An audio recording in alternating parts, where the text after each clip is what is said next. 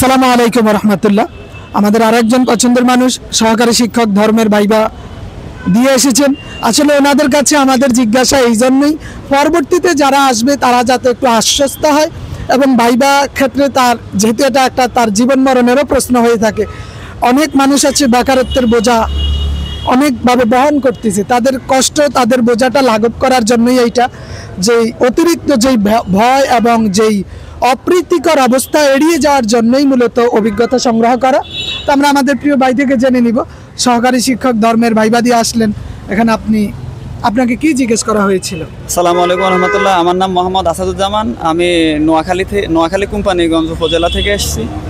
আমি সালাম দিয়ে ঢোকার পরে বললো বসেন। এরপরে জিজ্ঞেস করলো আপনি কি ফাজিল শেষ করেছেন? আমি বললাম জি আমি শেষ করেছি। এরপরে আমাকে বলল জাকাত কাকে বলে, জাকাত শব্দের অর্থ কী, জাকাতের কয়টা খাত। এরপরে আমাকে